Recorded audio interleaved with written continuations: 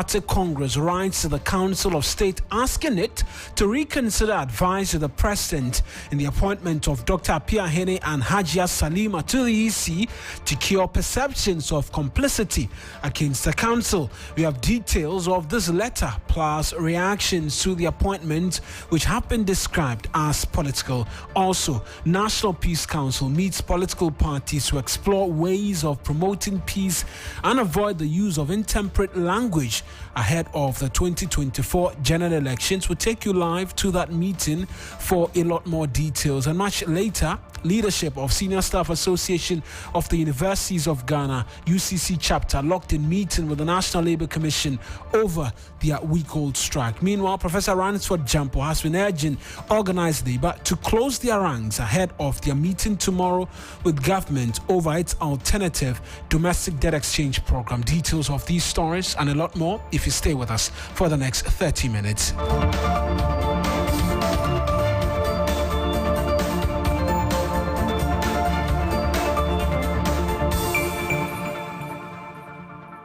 A pleasure that you could be a part of this afternoon's bulletin. It's streaming live on Facebook. Our handles 3FM 927 as well as on Twitter. Same handles 3FM 927. I am Eric Mawuena. Egbeta, let's settle for the details now. And the opposition, National Democratic Congress, has asked the Council of State to reconsider its advice to the President in the appointment of Dr. Peter Apiahene and Hajia Salima Ahmed Tijani to the Electoral Commission.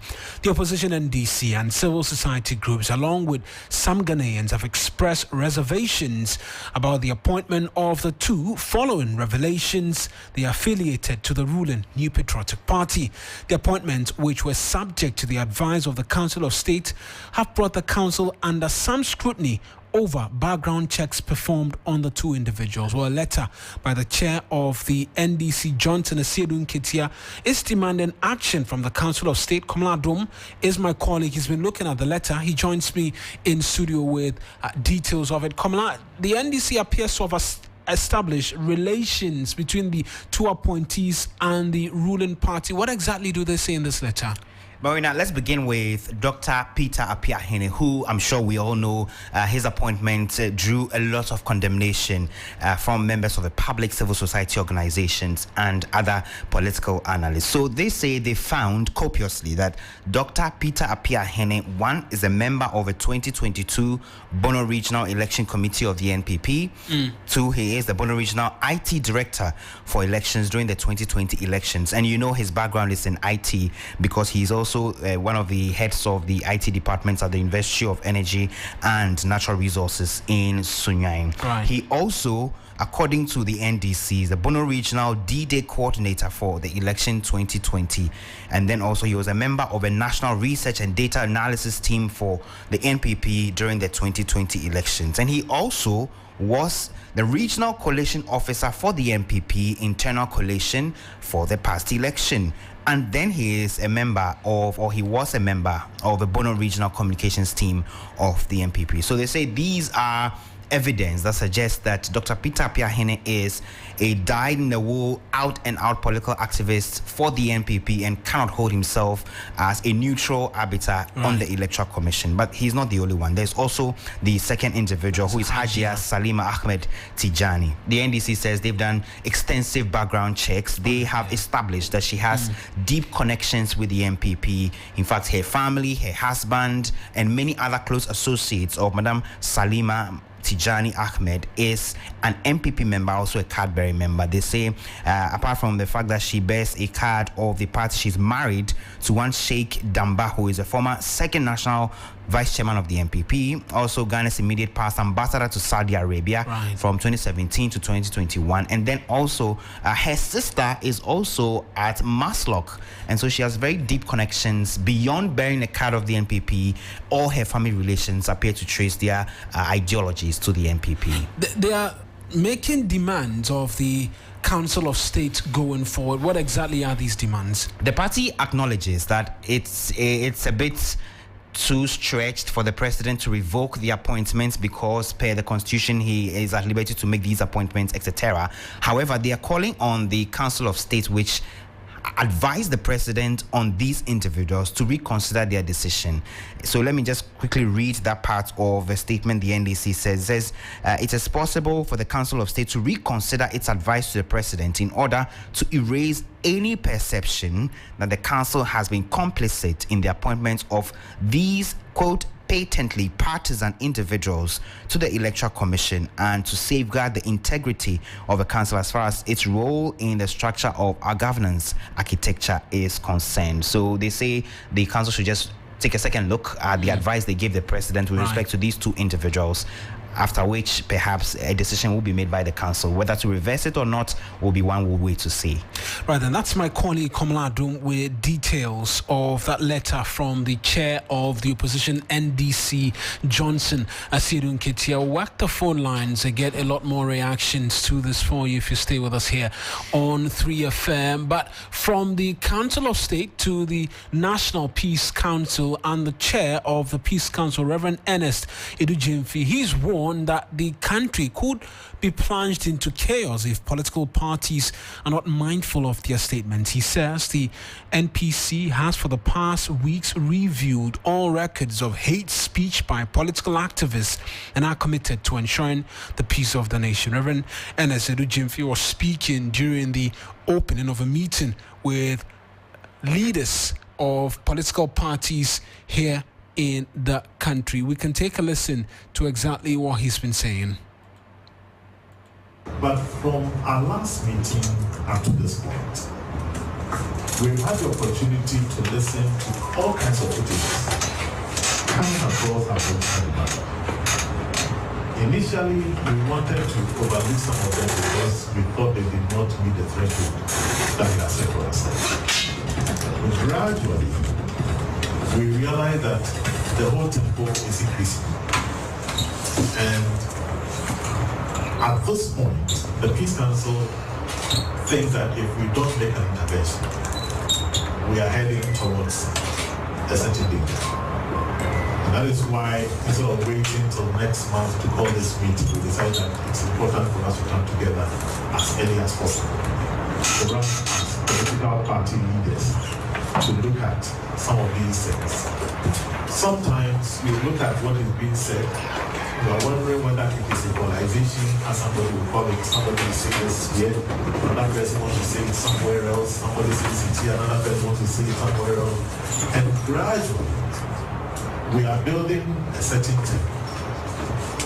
We know from our meetings with all political leaders that when we meet like this, we are family. We talk, we laugh, we joke, we eat together, we do one of things. And some of the statements that are made appear to be over. This is a political. So that's the chair of the National Peace Council speaking there. Judith Awachitano is my colleague. She's at that particular engagement with the leading political parties. She's joined us on the telephone line with a lot more details. So Judith, walk us through the meeting. Beyond cautioning against these insightful comments, what else has the Peace Council chair been saying in relation to the work that they're doing? Hello, Judith. Mawuena, can you hear me? Yes, I can hear you. I was asking if the Peace Council has been providing a lot more details into the work they've been doing beyond cautioning against some of these insightful comments, as they've been saying. Right, and so Martin, the chairman of the NPC, has been speaking to these various political parties. Of course, he is concerned about the insightful comments that have been made over the past few weeks, as well as the petitions going from both parties. He's saying that he was responding basically to concerns that the Peace Council is usually adamant in quickly responding to issues of national peace and security. And he says that those concerns, those comments are false, and so he's urging the public to be mindful when they try to insult the Peace Council, thinking that they are not doing their work. According to him, currently the Peace Council is sitting on about 290 cases involving various issues of national security here in Ghana, and so that is what he has been saying. But of course, there are several people, political parties represented here at the National Peace Council. We have Fifi Siabikwete, who is the NDC General Secretary. We have Rita Asibaiwe, who is the second vice chair of the NPP. We also have Janet Nabla, PNC General Secretary, the General Secretary of APC. We have Nanaya Jantwa, who is the General Secretary of the CPP. And we have Alhaji Mohammed Frimpong, who is the General Secretary of the NDP. So these are the persons present here representing various political parties at the National Peace Council. For now, they are in a closed-door meeting. They are not yet done. We'll get some more details from them after that meeting. But, of course, this is coming on the back of the various insightful comments that were made by Brian Echambu, who's the Agri Minister, and which was followed by the petitions from both parties to the IGP. Right now, they've met with the IGP, and now they're meeting with the National Peace Council. So we get more updates after the meeting. Right then, Judith Awachitando, my colleague there. We can just hear from the chair of the National Peace Council, again, providing details as to some cases currently before them. Which has now been resolved. We have had meetings with the former president, we've had meetings with the current president, and several other things. And in most of these meetings, we've had a place. And yet, consistently, we are being told the Peace Council is asleep. They only talk when there's elections. Let me draw the attention of the public to the fact that currently there are 292 cases on the lap of the Peace Council across this country. Out of that, 112 are chieftaincy issues. So there are several things that the council is doing. Our work is not only politics. So sometimes when people are crying, we might be mindful of the fact that there are other things engaging us. The other thing that the public must also understand is that the council is not a paid job. There's nobody on the Peace Council who is being paid a salary. These are eminent members who have sacrificed to serve their nation. And therefore, when people are calling where the Peace Council, they are riding V8 and all of, they are all riding their own cars. They are buying their own fuel to come and sit here this morning to handle this meeting. That's the chair of the National Peace Council, Reverend Ernest Edu Jimfi, speaking there. We'll go back as and when to provide details to listeners. But as you know, the Electricity Company of Ghana has been undertaking its debt collection exercise. The Energy Minister, Dr. Matthew Opoku Prempeh, joined them today, and he's been speaking, amongst many things, on the controversy surrounding protests yesterday, which is continuing today by workers of the Tema Oil Refinery, who are demanding that government revamp the facility. George Queenan is with the Energy Minister, who's on tour with the Electricity Company of Ghana. George, talk to us. What has the minister been saying in relation to calls for the revamp of the Tema Oil Refinery? Okay, so when he posed the question to the minister, he was like, he's yet to be briefed on that very protest by workers. Apparently, he doesn't know about the protest. But we asked him why the facility is still vacant with all the efforts that government has tried to revive the facility. And for him, he says they are managers of TOR, and he is, even though he's a sector minister, he wants the managers, who are the MDs and all that, to handle this very issue, because we all know where instances where people talk about issues and then the same media attacks them that this is not the right person. This person is imposing stuff on this very institution. So for him, he is allowing the managers of TOR to do whatever they are supposed to do. But he is helped in his own way by giving a business plan to TOR in the premise fuel market. And for him, it only resulted in losses. So literally, what he's trying to say is, in as much as maybe the ministry is doing its part, TOR is not helping in any way. So clearly, he wants TOR to set up and maybe revive itself, because they will do their part, but the TOR as an institution should also come through, usually. Right, so the minister essentially absolving himself of blame for the continuous shutdown of the facility. And actually, he's so worried about the illegalities that are perpetrated at the place. Because day in, day out, we hear about losses and all that. This is a company that wants some sort of revival. But if efforts are being made, and you just get the reverse of that, it's quite worrying, he admitted. Let's stay on the ECG debt recollection. Where have you been today with the team, and what's been happening? Okay. So our first point of call was, managers of One Airport Square.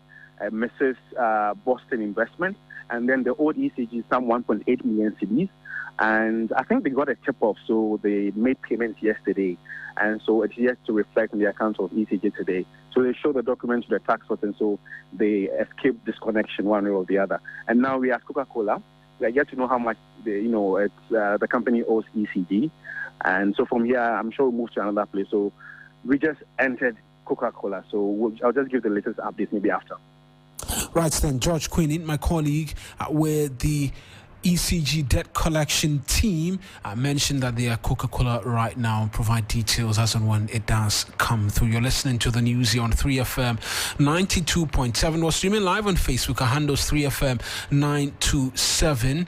And moving away from this to Labour matters now, because the leadership of the UCC chapter of the Senior Staff Association of Universities in Ghana are meeting the National Labour Commission over their week-old strike demanding better conditions of service.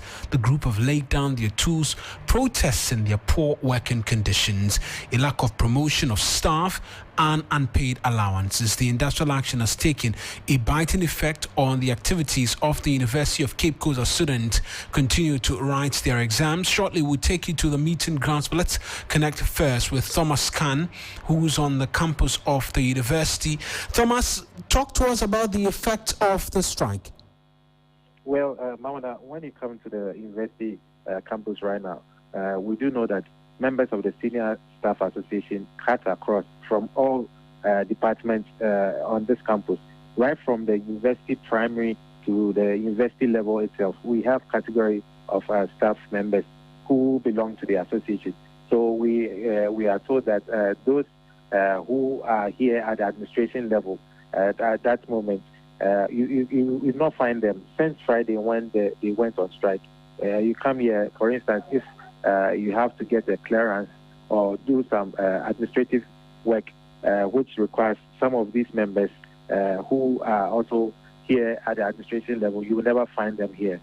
So that is how serious the strike is ongoing. And then when you go to the primary school, the basic school, for instance, teachers who are members of the association are also not in school.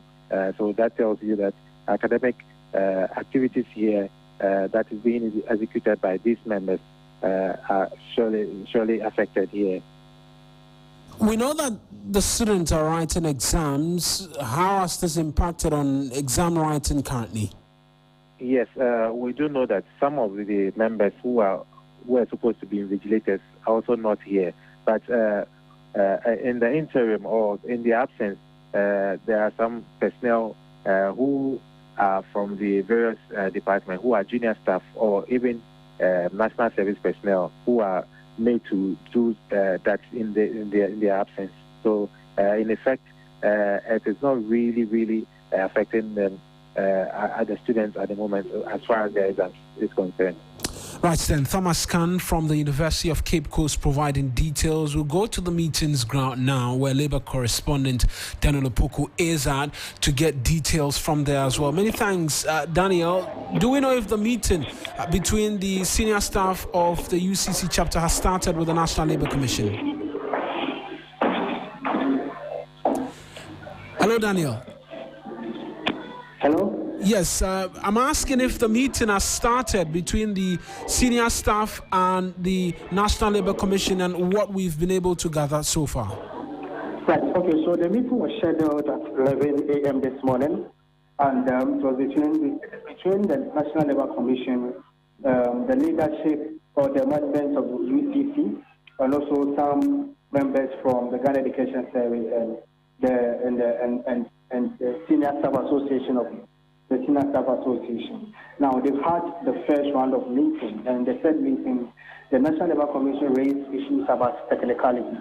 The technicalities here basically are that, they asked the senior staff of UCC to stay their action before they flouted the regulation and decided to embark on a strike.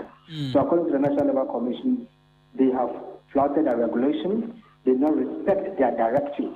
For that reason, based on that, there was an issue about whether their action was right or wrong. But when we listen to the senior staff, what they were able to prove was that there was a similar directive last year around November, December, where management of UCC and the senior staff were directed to sit to get their concerns resolved.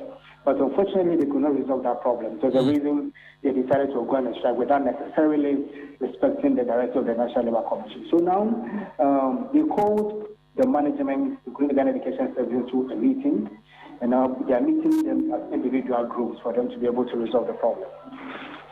Right then, that's Labour Affairs correspondent Daniel Opoku providing details. We'll go back to him as and when. There's a lot more for you here on 3FM 92.7. Away from this, an Interior Minister Ambrose Derry has taken a swipe at critics of President Akufo-Addo, who says government has failed to fulfill many of its lofty pre-election promises. The NDC's 2024 flag bearer hopeful John Mahama has been on a nationwide tour seeking to get the nod of party supporters to lead the NDC into elections 2024, during which he's been taking shots at the government over many failed promises to carry out development projects. We all see that the big promises they were making were empty promises. All they wanted was political power. But I always say that is good because it's allowed Ghanaians to see who they are. Because if we had won and continued in office, Ghanaians would have thought that if MPP had come, they would have done better than we were doing. And so God gave them the opportunity to also come and try so that we can see them. So that's John Mahama, but at an event to commission a new police barracks at Kwabenyahe in Accra, the Interior Minister Ambrose Derry said, contrary to the claims of the critics, government has delivered and continues to fulfill its development pledge.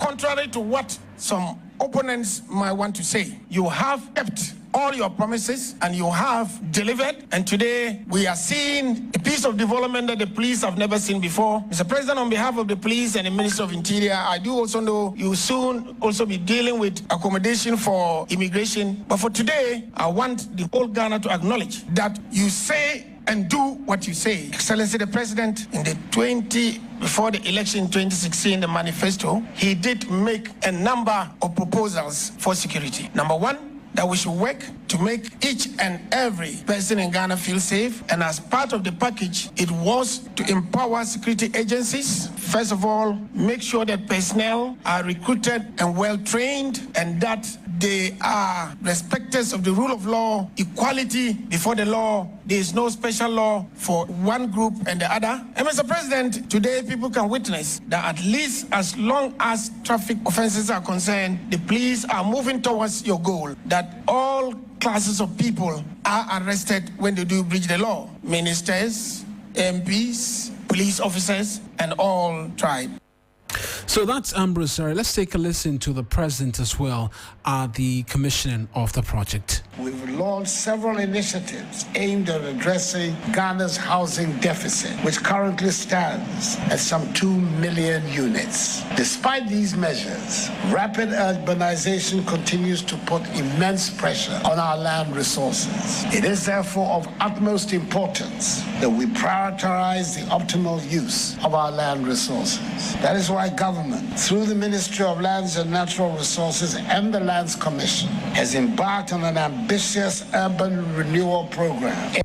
That's President Akufo-Addo. Let's take you to the Ashanti region now, because the governing New Patriotic Party is holding primaries for its candidate who vying for the vacant Kumewu seat, but one of the said candidates has withdrawn from the race. William Evans Inkum is joining us on phone with details of that. Evans, who is this candidate and what reasons has he been providing? All right, so former managing director of the Ghana Ports and Harbour Authority, lawyer Egbeta Osei, has withdrawn from the race. In fact, his withdrawal stems out of the fact that he holds both U.S. and Ghanaian citizenship. So he holds a dual citizenship. And it's very baffling because in 2020, he also contested in the primaries under the same status, but he couldn't win against the late Member of Parliament, Philip Baswa. And he has been defending his position, especially why he contested the 2020 primary, despite the fact that he held this particular status, that is dual citizenship. And his argument is born on Supreme Court ruling stating that once the parliamentary candidate has not picked form at the EC, that person can still hold or take part in any primary. And he even cited the Republic versus High Court ex-party Senator Lawrence. So even though he contested the 2020 primaries, it was an intent and no law barred him from doing so. In fact, he has also dispelled speculation that he was under duress to resign from this particular role. But he's saying that the party was intent and he needed to ensure that there was some level of restoration of calm in the Kumeru constituency and, of course, the party in general. The reason he has withdrawn from the race. Right then, William Avansinku, my colleague, providing details for us there as to the reasons, dual citizenship all coming up in the mix, but he argues strongly that that's not the reason why he's decided to pull out of the race. You're listening to the news here on 3FM 92.7. We're taking you to the campus of the University of Ghana, where the Department of Communication Studies, in partnership with the Media Foundation for West Africa, has launched a 7-chapter report on the state of the Ghanaian media. The report seeks to answer questions on financial viability of the media, working conditions in the media, broadcast media ownership, among many other things. Christian Yale is my colleague at that particular event. He's joined us on phone with details. Chris, what are the main highlights from this report? All right, so the report, among others, is basically talking about how poor journalists work, their working conditions, how poor they are. Hello, Chris? A lot of journalists in the country are working without better salaries, low salaries. And it also mentions the fact that there is high level of insecurity among journalists in the country, and especially those who are mostly at risk are investigative journalists. Among others, the report basically is highlighting the need for urgent steps to be taken to more or less salvage deteriorating media landscape in the country. The fact that there seems to be a rise in reckless journalism in the country, and why some of these things should be tackled. So it is just a report to bring to the fore a lot of issues concerning journalism and media practice, and why stakeholders should work together to fashion a better way out going forward. Briefly, are there recommendations in this report? Right. So there are a number of recommendations, including the need for the NMC, the need for the government and media practitioners, especially media owners, to come together to look at a better way of regulating media in the country. There are other recommendations as well, but essentially there is a dire need for some urgent steps to be taken right now to make the media landscape in the country more viable and more effective. Right, then, Christian Yale, my colleague at the University of Ghana, currently providing details of that report on the state of the Ghanaian media. We'll end with the NDC flag bearer hopeful and former President John Mahama. He's taken on government over its failure to pay statutory funds into dedicated accounts for efficient running of the state, especially at the local level. Addressing executives of the Shayo Sudoku constituency, John Mahama said his administration will ensure strict compliance to statutory payment. Now, anywhere I go, they either come and give me a stone, or they light a torchlight and come and shine it in my eyes. And the simple meaning of that, if you see somebody with a torchlight lighted in the daytime, it means that he has lost something and he's looking for that thing. And in the morning, if somebody brings a stone and says, "Get your stone," in our tradition, it means that you told them the truth and